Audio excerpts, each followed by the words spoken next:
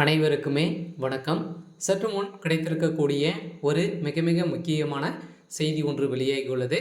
சற்று முன் அதானி வழக்கில் இறுதி தீர்ப்பு, ஸ்டாலின் சிறையில் அடைப்பு, இது மாதிரி செய்திகள் வெளியாகிருக்கு.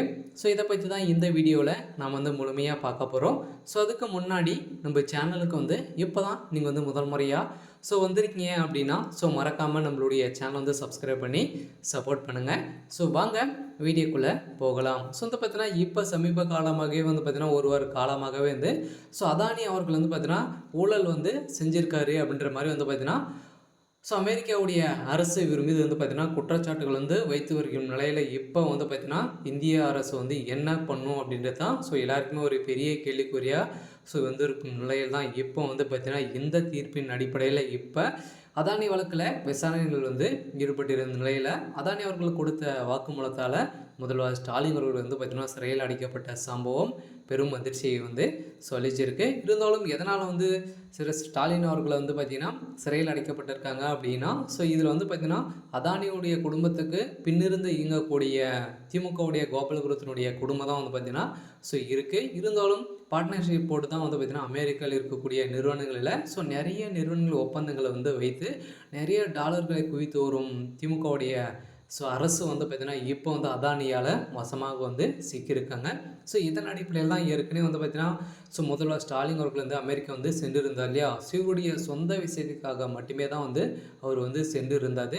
இதன் அடிப்படையில் தான் இப்போ பார்த்திங்கன்னா எக்கச்சக்கமான நிறுவனங்கள் பார்த்திங்கன்னா ஒப்பந்தங்கள் செய்து அங்கிருந்த ஊழியர்களுக்கு பார்த்திங்கன்னா லஞ்சம் கொடுத்து முறைகேடாக பயன்படுத்திய வழக்கில் தான் இப்போ அதானி அவருடைய வழக்கில் பார்த்தீங்கன்னா வசமாக சிக்கிய அதானி அவர்களுக்கு இப்போ நீதிமன்றம் போட்ட உத்தரவால் இவருடைய ஒட்டுமொத்த கதையும் முடிந்திருக்கு. இருந்தாலும் ஸ்டாலின் அவர்களும் பார்த்தீங்கன்னா இருவருமே பேசிக்கொண்ட ஆடியோ வெளியிட்ட சம்பவம் தான் இப்போ முதல்வர் ஸ்டாலின் அவர்கள் சிறையில் அடைக்கப்பட்டு இருக்காங்க.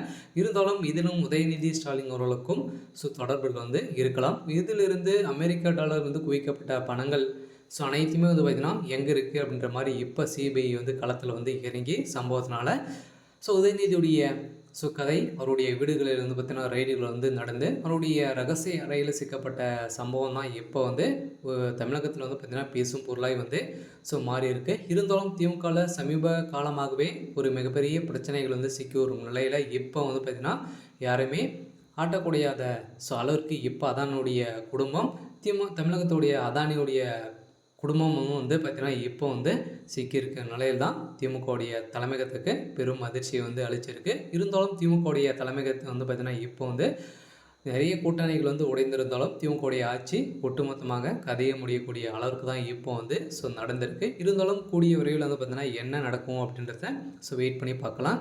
இது மாதிரி செய்திகளை தெரிஞ்சுக்கணும் அப்படின்னா மறக்காமல் நம்மளுடைய சேனலை சப்ஸ்கிரைப் பண்ணி சப்போர்ட் பண்ணுங்கள். தேங்க்யூ.